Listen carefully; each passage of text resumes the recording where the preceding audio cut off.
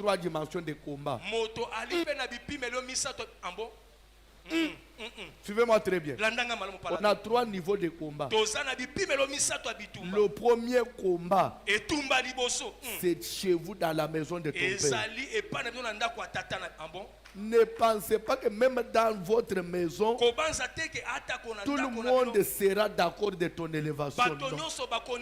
Il y a toujours quelqu'un qui dira, Ye mwana mukia komi bo endenge nini.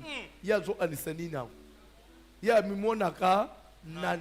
Nyoso kaka ye. Finalement ya mimonaka nan. C'est dans la maison de son père. Pourquoi? Rappelez-vous.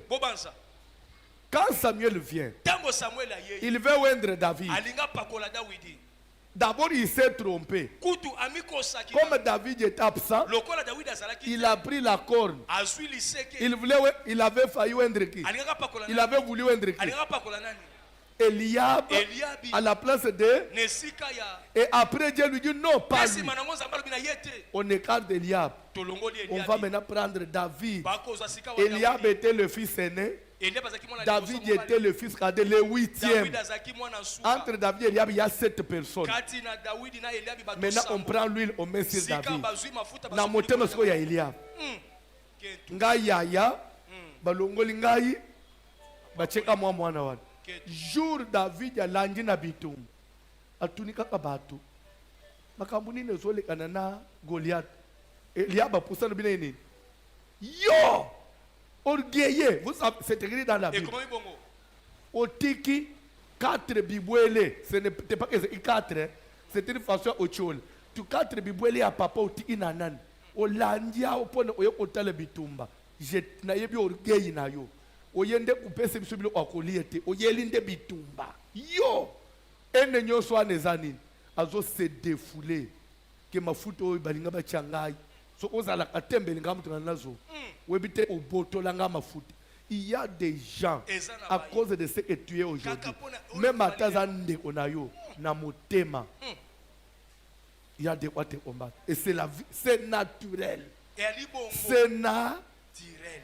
Et les kolonga bitumba ndako na bino. Ne pensez pas que c'est fini.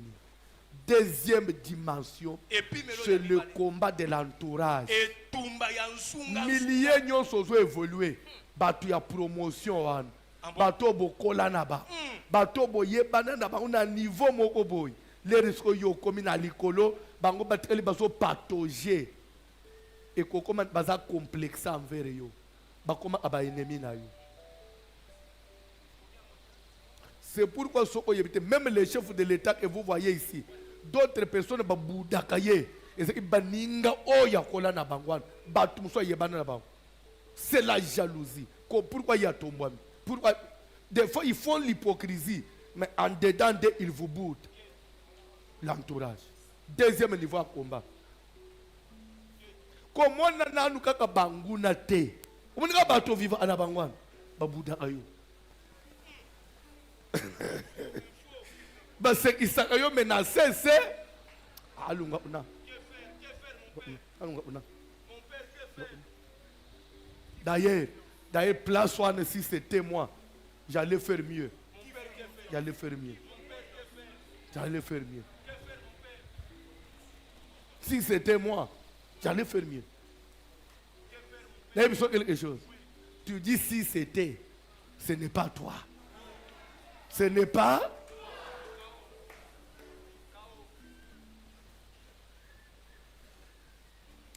Après, il te libale mo ozona nenga chance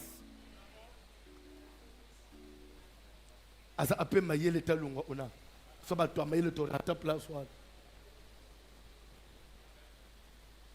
Amen. Alléluia. Tokoki oleka place one. Toko oleka place one. Et dernière dimension ya combat, c'est maintenant, il y a même des gens que tu ne pouvais jamais imaginer. C'est-à-dire des inconnus. Mutumsu ya musika. Papa, ozo mituna me. Ngai na yete. Toyeba na tate. Azo bundisela ngai ni. Oko maka na zandu we mama mo obandi obundisa yo. Mama, nini adungwa una?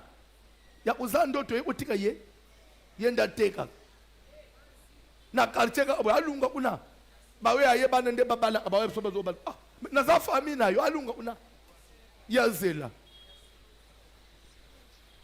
umekandeka nazote ha ukuta pastor mu agisha sa tele alunga una me papa to za communauté mu ote to iba alunga una vasulo me binende batho bolanda elo oni na malongeza una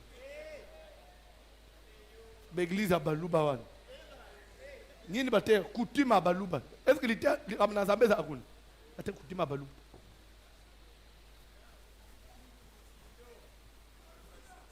soko langi na sese zuwa loba zuwa nzo ande zuwa ekosala jamais oboto lelo eza pas mutu ekome pa na yo. Pourquoi? Parce que le choix vient de l'Éternel. Lorsqu'il a choisi, il a.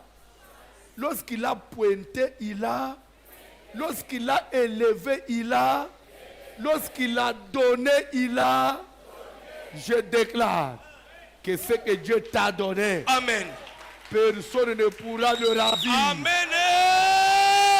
Là où Dieu t'a déjà placé, personne ne viendra t'enlever. Et vous savez, là où Dieu devient compliqué, c'est quoi? Dieu ne tient pas compte des dires des gens. Même si on dit que tu n'es pas intelligent, même si on dit que tu n'as pas étudié, même si on dit que tu n'es pas beau, tu n'es pas belle, tu n'es pas efficace, Dieu va te maintenir jusqu'à la fin. Amen. Oh! Parce que la Bible déclare, amen, quand il commence quelque chose, amen, il l'achève. Amen. Papa, Zambe soki nanu asanza mutu te mon frère. Tika ko yinaye. Zela papa. Zambe soki nanu ayini mutu te. Tika ko yinaye. Tunanga pone nini? Okosala vese pamba. Bande yo zo inaye. Zamba kwa otombole ye kaka. Ezo bakisa yo susi. Zamba tomboli ye nisu. Amen. Okebite osali avese. Amen.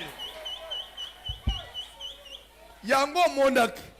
Même batu nyonso badeleki ko yina kalembelem. Babande ko yina se ase. Na minito. Soki bakebite ba osala avese. Amen. Alunga una ba ogende musika te 3 mois eza ebele 6 mois eza. Papa nzamba banda likambulo ole mutu te tia kokende motema na ye lembi ki motema ne nanu lembi te o mata o finga o leka na TV ezo changer eloko te o futa batu ezo changer eloko te. Alléluia. Zamba kotikala. Zambe. Zamba tikalaka. Zambe. Zamba tikalaka. Zambe. Tika oya banji na yo. Akende nangu tina. Etela ye mapoko.